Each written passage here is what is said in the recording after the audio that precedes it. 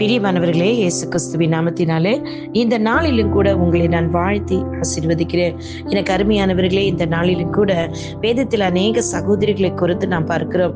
ஆனால் இன்றைக்கு கனம்புருந்தி ஒரு சகோதரி குறித்து நான் உங்களோடு கூட பேச விரும்புகிறேன். இன்றைக்கு உபவாசம் பண்ணி ஜெபிக்கிற சகோதரிகள், இதை கண்டிப்பா நீங்கள் கேட்டுத்தான் ஆக வேண்டும். 2 ராஜாக்கள் 4ஆம் அதிகாரம் 8ஆம் வசனத்தில் அந்த இடத்தில் பார்த்தீர்கள் என்று சொன்னால், பின்பு ஒரு நாள் எலிசா சூனியமுக்கு போயிருக்கும் போது அங்கே இருந்த கனம் பொருந்தி ஒரு ஸ்திரீ அவனை போஜனம் பண்ண வருந்தி கேட்டுக்கொண்டாள். அப்படியே அவன் பயணப்பட்டு வருகிற போதெல்லாம் போஜனம் பண்ணும்படி அங்கே வந்து தங்குவான். ஆமேன். இன்றைக்கு இந்த சூனேம்ங்கிற அந்த கிராமத்தின் வழியாக தீர்க்கதரிசி அந்த வழியாக போகும் பொழுது இந்த சகோதரி, இந்த சூனேமை கிராமத்தில் உள்ள அந்த சகோதரி பேர் சொல்லப்படவில்லை என்றாலும் அவரை குறித்து என்ன சொல்லுது பாருங்களேன், கனம்புருந்தி ஒரு சகோதரி. ஆமேன். அப்ப அவள் ஆவிக்குரிய முதிர்ச்சி அங்கு வெளிப்படுத்தப்படுகிறது.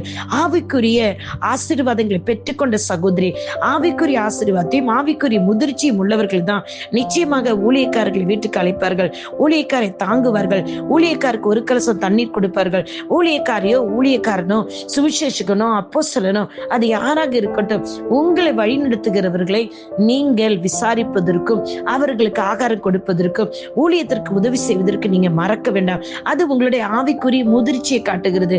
இன்றைக்கு அநேக சகோதரிகள் கனம் பொருந்தினவர்களா இருக்கிறீர்கள். நிறைய வசதிகள், அநேக நன்மைகள் உங்களிடத்தில் இருக்கிறது.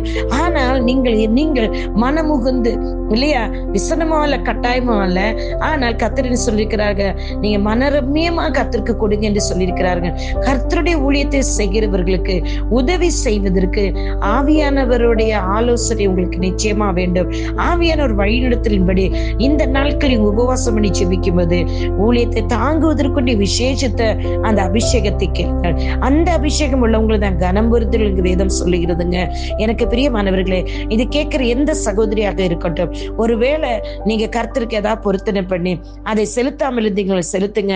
ஊழியத்திற்கு செய்யும்படி ஆவியான உங்களை இருதயத்தில் ஏவினா அதை செய்ய மறக்காதீங்க, தயங்காதீங்க. அதுதான் உங்களுடைய ஆவிக்குரிய முதிர்ச்சியை வெளிப்படுத்துகிறது. எவ்வளவு சொத்து சுகம் இருந்தாலும் நீங்க எல்லாவற்றையும் வைத்துக் கொண்டிருந்து கர்த்தருடைய ராஜ்யத்துக்கு அதை பயன்படுத்தலைன்னா அது ஒன்றுக்குமே உதவாதுங்க. இன்னைக்கு பிரியமானவர்களே, ஆவியானவர்கிட்ட ஆலோசனை கேளுங்க. எந்த ஊழியத்துல விதைக்கணும், எந்த ஊழியக்காரர் கொடுக்கணும், நான் என்ன செய்யணும் இந்த பணத்தை என்று கேளுங்க. கர்த்தர் நிச்சயமா உங்களுக்கு காட்டுவார். ஆவியானவர் உங்களுக்கு உதவி செய்யட்டும். இந்த உபவாச நாட்களின் கூட நிச்சயமாக ஏசப்பா என்ன சொன்னாங்க தெரியுமா, ஊழியக்காருக்கு ஒரு கலசம் தண்ணி கொடுத்தா அதோட ஆசீர்வாதம் உங்களுக்கு உண்டு. ஏசப்பா சொல்லியிருக்கிறாங்க, வாங்குறதோட கொடுக்கிறதே அவர் விரும்புகிறார். இன்னைக்கு இந்த வார்த்தையின் மூலம் கர்த்தர் தாமே உங்களை ஆசீர்வதிப்பாராக. உங்களுடைய சகோதரி வாஞ்சி ஷீலா ரொசாரியோ.